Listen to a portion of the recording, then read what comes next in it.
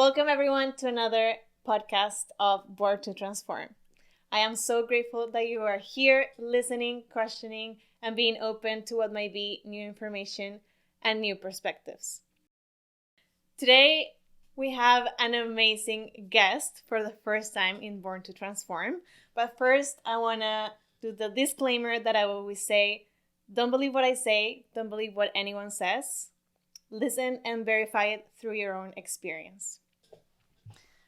The guest that I have today, her name is Michelle Druzina. It's a tough one. It's a tough one. She is an incredible human being, a force of nature, the most persistent person on mindset and development that I've met in the last few years. And she's my friend and my business partner. I am incredibly grateful to have her here today, and you'll see why when we start this amazing interview. So if I could describe her in just 3 words, it would be strong, physically and mentally, driven, and authentic. So without further introductions, hi, Mish. Welcome to Born to Transform. How are you? I'm good. Thank you for having me on here. I'm very excited. This is also my first podcast. Woo! So really looking forward to it. A lot of firsts in this podcast, which is incredible. I want you to tell us a little bit about yourself. Some background information on who Mish is. Yeah, so my name is Michelle, but a lot of people call me anything under the sun. Mish, Mesh, Mitch, Yogi Mishi, whatever you want to call me. My name is Michelle. I am from Toronto, Ontario, and I moved out west about 2 years ago to follow a corporate job. I got recruited to lead the innovation team for a hyper startup company. And about 10 months into that role, I decided to switch over to the entrepreneurial life set. So I was in the corporate world for about 12 years, and now I live the entrepreneurial life, and it's pretty incredible. That is amazing because not everyone has the drive to do that and to take that into action. It's very challenging and very tough, which leads us to our first question, which is how and when did you make the switch from being in the corporate world, in the safe paycheck and safe environment, into being a full-time entrepreneur, and what inspired that thought to action change? Yeah, good question. So growing up, I always wanted to be someone who invented something, someone who helped make people's lives easier. And I'd come up with all of these inventions, for example, a crumb trapper. So Raisin Bran, there's all these crumbs at the bottom. And I just wanted people to not have to deal with those crumbs when you put them into your cereal. So I always had this entrepreneurial mindset. Society just taught me to go to university and then to get into the corporate world. So that's exactly what I did. And I started off in an amazing company. I grew very fast in that company. I loved it. I loved the politics. No one ever says that in the corporate world. I loved the politics. I loved my roles and responsibilities. I loved that secure, big paycheck.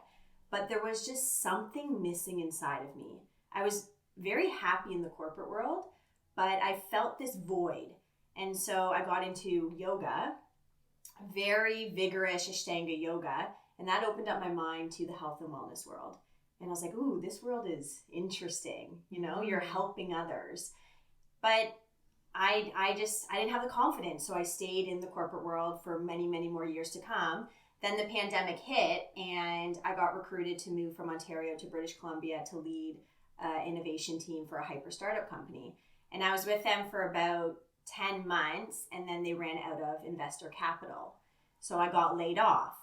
And I went from this tier 1 CPG, consumer packaged good company in Ontario to this hyper startup company in British Columbia, and I got laid off. So I moved my entire life from Ontario to British Columbia to get laid off. You know, like that was kind of what happened.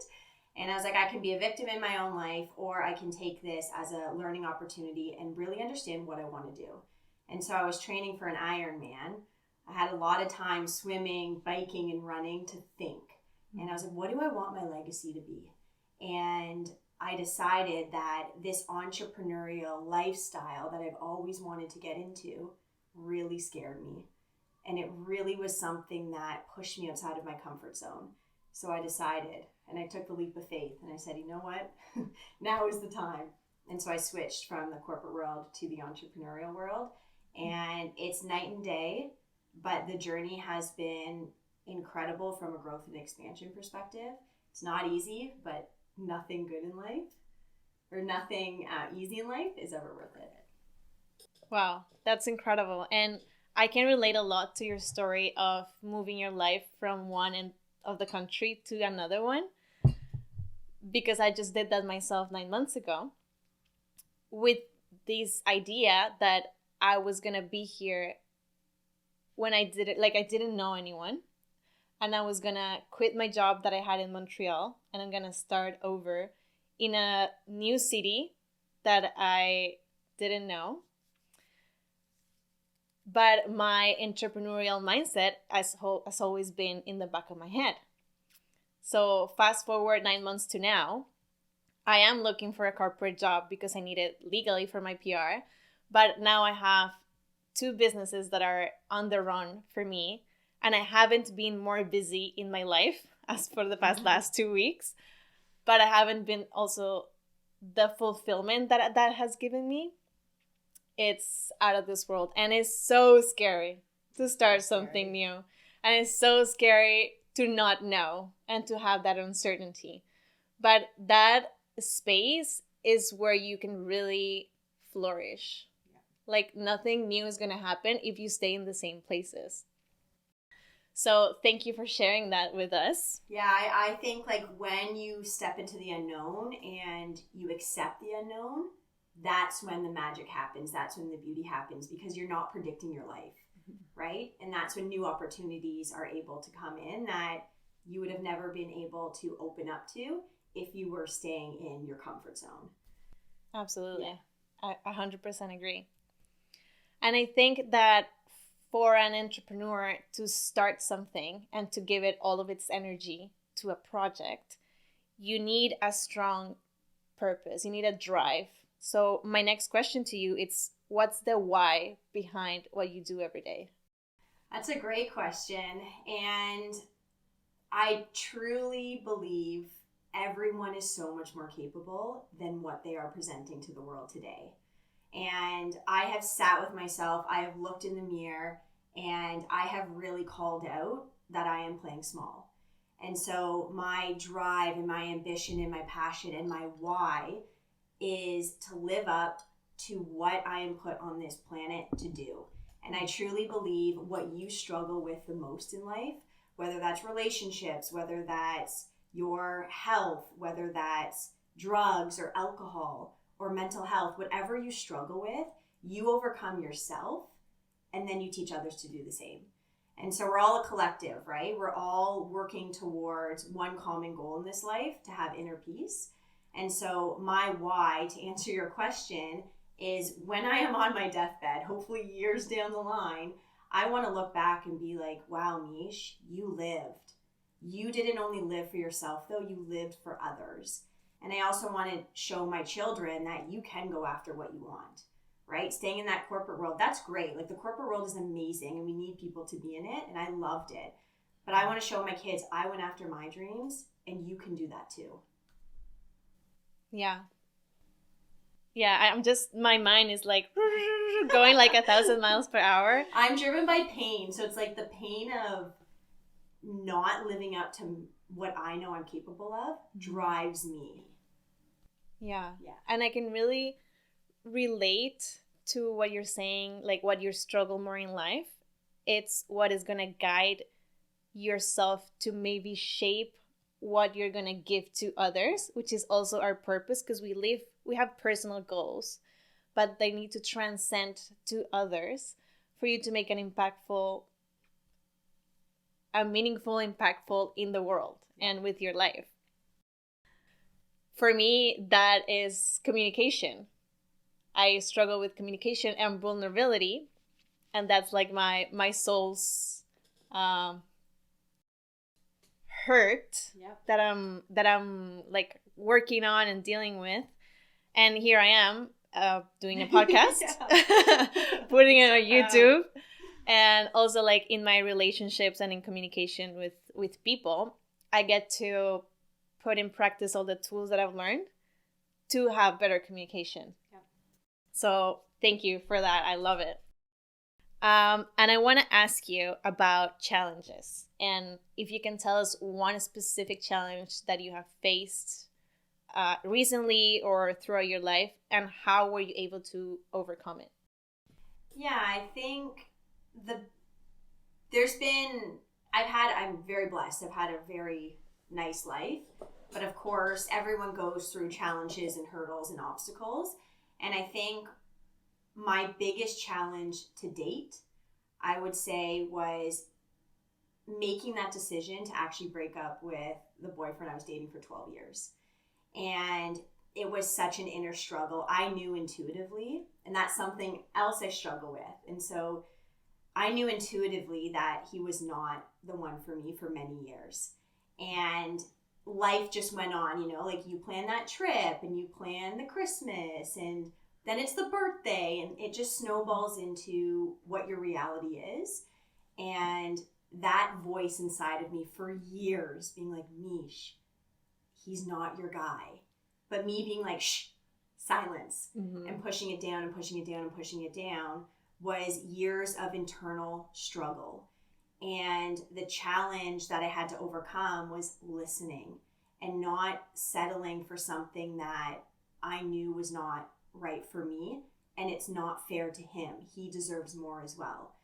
And so that was, I think, more difficult than completing an Ironman, because it was just that internal struggle with myself, knowing that there was something else out there.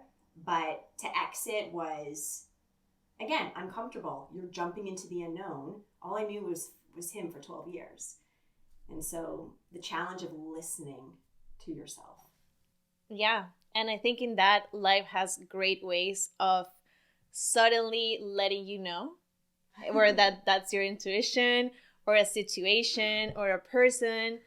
And then when you shush it, then life's like, okay, how can I make this person actually listen? So it becomes stronger, the message, and stronger. And then if you keep shushing it down, you'll get to a point where you're just going to like face the wall head on. And then you're like, okay, now it's the time. Yeah. But we don't have to get to that extreme. And that's where learning to listen comes in. And it's extremely, extremely important. That's such a good point. I just want to touch upon that. So I love Joe Dispenza. Yep. And he says you can change who you are in a state of pain and suffering, or you can change who you are in a state of joy and inspiration, right? And it's like, I had to wait until that pain and that suffering was so strong to make a change. Where it's like today, I have learned so much from those hardships, as people do. And now it's like, let's create and change in a place of joy and inspiration. And let's learn from that place of joy. Yes. We don't have to go through the suffering to learn. Yes. Although it's sometimes easier for a lot of us. Yeah. I love that ever since I met you, we are very similar in terms of working on ourselves and on personal development. And I want to ask you, what is something that you are currently working on yourself to improve? I love that question. I feel like there's so many things. I think if you are not working towards yourself, this is my personal opinion, you are slowly dying. Like, I truly believe everyone needs to progress forward, whatever that looks like for that individual. But I would say the biggest thing I am working on myself right now is to find inner peace. I have relied on the external world, materialistic things, for a very long time to make me happy. That's giving your power away. That's giving your control away to something outside of you. And so when my previous partner left me, who I thought was going to be my dream husband, I made a promise to myself that I would find inner peace before I even entertained going and finding a future partner.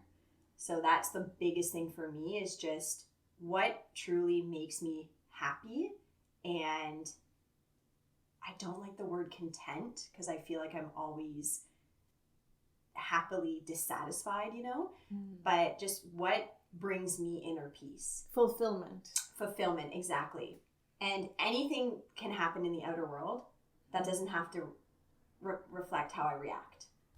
Yeah, which is the whole idea behind working on yourself and personal development, is whatever happens outside of you, it's out of your control. It's like I talked about it in the previous episode, the circle of conflict and the circle of influence. Mm-hmm. You can only work in your circle of influence. Whatever is outside of you, you cannot control. Yeah. You can only control yourself. And that means whether it's politics, whether it's the weather, the relationship, your parents, your family, you can only do as the extent of yourself.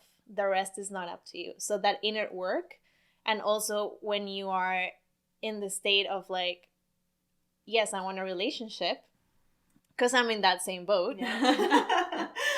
When we met, we had just broken up with our boyfriends, like in the span of 2 weeks, I think it was.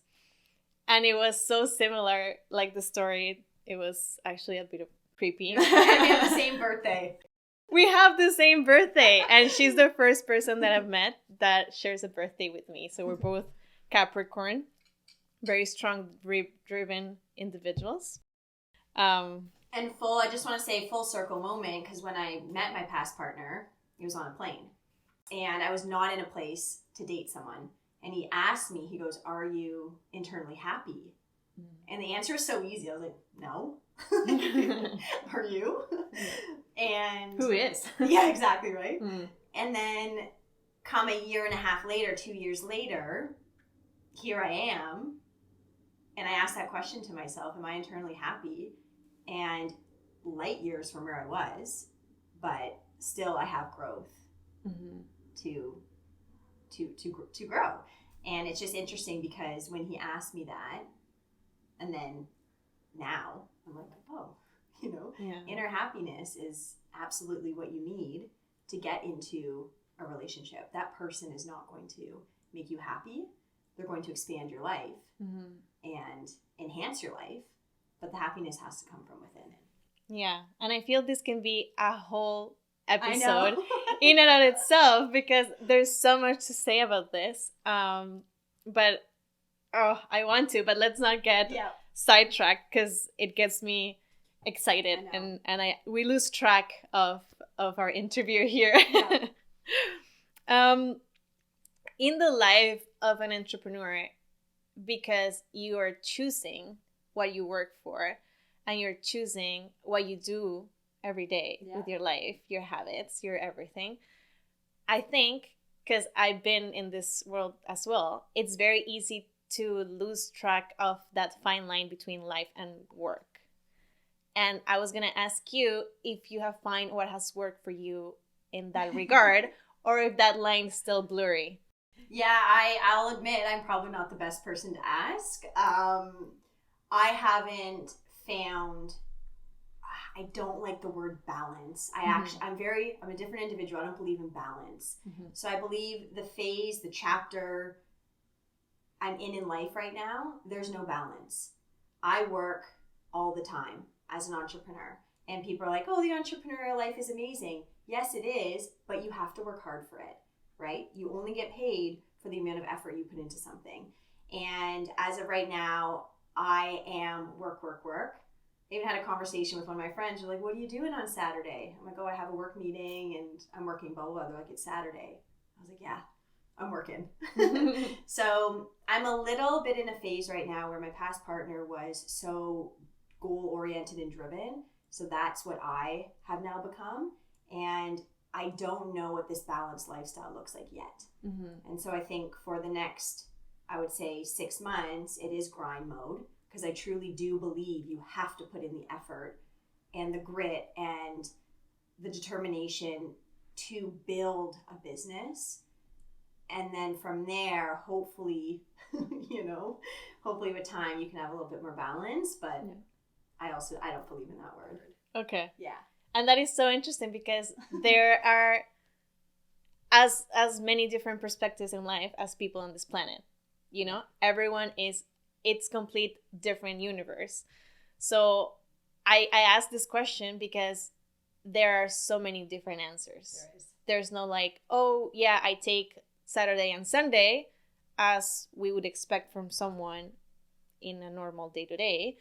But there's people who said, I take Mondays off, I take Fridays off, I don't take anything off.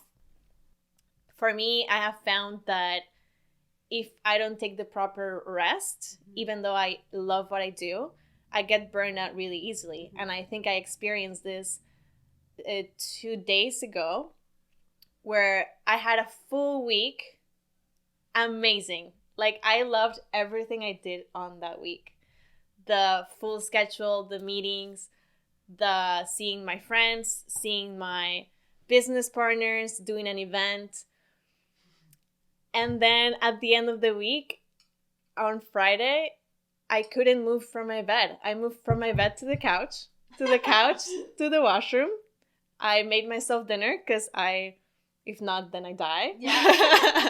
We don't want that. And that's the only thing I was able to do. And I know at that point I had burned out from not resting enough, not getting enough sleep, or not taking a walk on nature, which is what works for me, doing absolutely nothing for 15 to 20 minutes.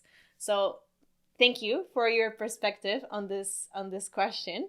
I want to just add one thing quick. Yeah, for sure. So I have a lot of masculine energy A-type, and I listen to these individuals like Grant Cardone, Wes Watson, Joe Dispenza, where they all talk about, even Mel Robbins, like they all talk about when you're in flow state, burnout is not a thing. And so because I listen to so many podcasts and learnings from these individuals who are extremely successful, it's like ingrained in my mind that you just have to do the do. And then when you're in that flow state, it's like, oh, it doesn't feel like you're really working, right? It just feels like that's your fulfillment, your purpose, and what you're really meant to do in this world. So I don't know. I struggle with that burnout word too. Yeah. There's certain words that I'm like, I don't know about. Yeah. But everyone's so different. Like, again, that's what makes the world go round, right? And exciting too. Yeah. So talking about, because I know you love Joe Dispenza, and I know working on the personal development brings this a lot. I want you to share with us some practical tips that you have found successful for overcoming limiting beliefs.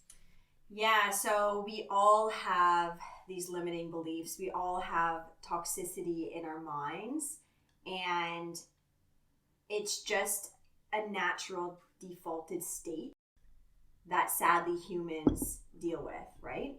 And with Joe Dispenza's work, he teaches you to acknowledge and see those limiting beliefs, but then release them to like a bigger being, whether that's whatever you want to believe in, God, the universe, whatever your word is. And from there, you're aware of those limiting beliefs, and then you switch it to, what do you want to be known as? Who do you want to be? Who is your elevated self? Who is your ideal self? And from there, you're teaching your subconscious, I'm aware, but as soon as you have that limiting belief, you switch it over to an empowering thought. And so for me, it's like whenever I have a limiting belief, oh, you're meant to be in the corporate world, like you thrived there, you were successful, and now you're stepping out into the complete unknown. And like, what if you're not successful? What if this? What if that? It's like, no. And you switch it. And so the soundtrack that you play in your head becomes more positive and empowering, as opposed to those lack mindset thoughts. Yeah. Yeah.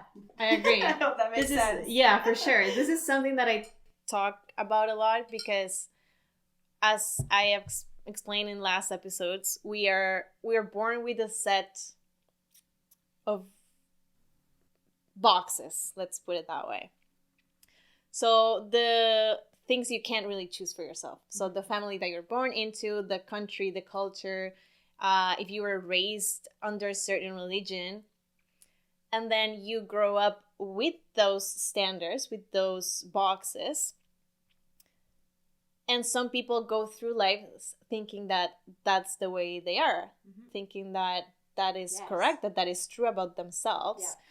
And it's not until they really take a look at that set of beliefs and decide consciously whether they want to still follow that or not, or whether they want to grow into someone else, someone better, an improved version of themselves, then like the growth doesn't happen until that really goes through your mind and your body and your soul.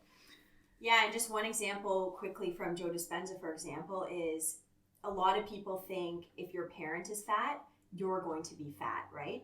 Because it's in your genes, it's in your genetics. And he's like, no, that's actually not valid. Unless you have a thyroid issue or unless there's an underlying disease that you have. But you can rewire your mind to change your genes, right? And change your genetics, which is fascinating. Yeah. So how your parents were, you don't have to follow the path that they took.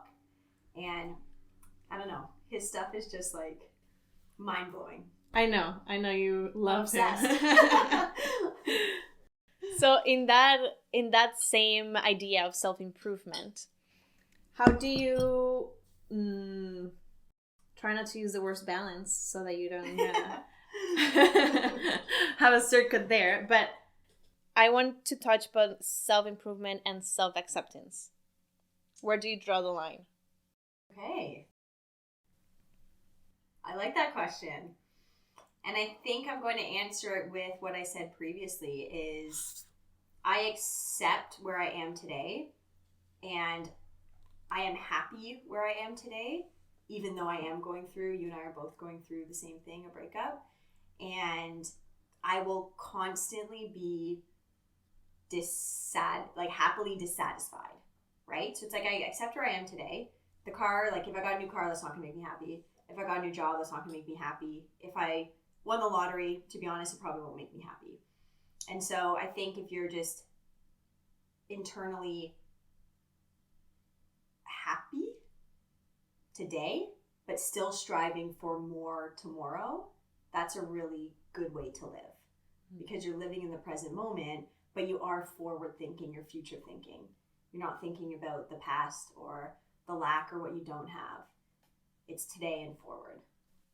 Yeah, and I like that because acceptance is a very huge part of the process of personal development. Yeah. Like you need to embrace what you like and what you don't like about yourself, especially what you don't like, and have like a shining light on that topic so that you can actually see what it is that you don't like, why you don't like it, but accept yourself as a whole so that from that place of acceptance, you can start building like with a strong foundation as to where you want to go and who you want to be. So yes, thank you. And just to close this episode up, I want you to share with us 3 things that have helped you more about learning about yourself. Okay, so I would say the first thing is getting outside of your comfort zone. I, again, was in the corporate world for 12 years. I would normally have prepared for this interview for weeks on end. I probably wouldn't have been able to sleep. I probably would have not been able to eat because the nerves, right? Because it's so out of my comfort zone. And what I have learned from putting myself into uncomfortable situations, whether it's doing the Ironman, whether it's cold plunging, whether it's waking up at 4 a.m. in the morning, whether it's meditating for 45 minutes, I choose to do the hard things. So then when I am put into uncomfortable situations such as this, I know I can overcome it because I bring adversity into my life on purpose.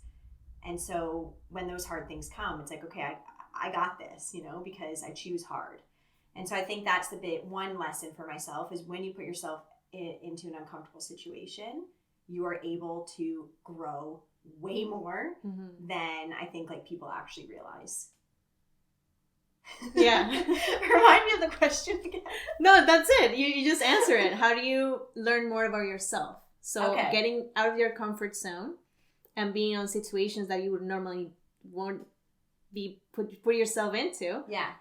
And that's where your growth can come in. Yeah. Yeah. Was it like a 3? Did you say give me 3? I said 3. You can Okay. give us as many as you want. Okay, tell me the question again. If you could share with us 3 things That has helped you learn more about yourself. Okay. I would also say going through a breakup. Mm. Going through breaking up with someone, and then someone who you thought was going to be your future husband telling you that they're not in love with you anymore. And you learn a lot about yourself. I have learned that no matter who comes into my life, no matter who comes out, I will always be standing. And that is a very beautiful, empowering thing to know, because again, it's not external, it's internal. And my business has been very successful, even throughout a breakup, because I have chose to put that pain into action, as opposed to, like lying in bed or victimizing myself. It's like, no, let's use that. Let's feel it, of course, but let's like empower myself and move forward. Yeah. And I feel like I think of a quote of Glennon Doyle's book, Untamed. Yeah. Where she says, like, I'm going to take this shit that life has given me and I'm going to turn it into gold. Yeah. So I feel like that's a lot of what you're telling us now. Yeah, I love that. I love that. Yeah, and I think the last thing, just because my mind is so like 1, 2, 3, the last thing I've learned about myself is just meeting new people, right? Like meeting you. I'm so grateful to have met you. You and I have very similar energy, and learning a lot from you. I want to start a podcast, like you're going to show me how to do that. So I think also not being so wrapped up in your inner circle and cliquey, and just getting out and meeting like-minded individuals that can actually help you grow and become that individual you want to become. Community is everything. Oh my God. Facts. Facts. So tell us, Mish, where can people find you? Social media, tags, anything? Yes, I want to become omnipresent one day. Working on that. But as of right now, you can find me on Instagram. My name is Yogi Mishi, YOGI_MICHIE. And that's where I just share the good and the not so good of my life. Thank you so much again for being here on the podcast. You're the first invite. And I'm very grateful to you, not only for being here, but for being my friend and my business partner. We're going to go through great things together. This is only the beginning. And I can't wait to see what the future holds for us, because we are actively working on it. Yes, we are. We're creating it. Cheers! Cheers! Thank you for tuning in, and I'll see you on the next episode, probably next week.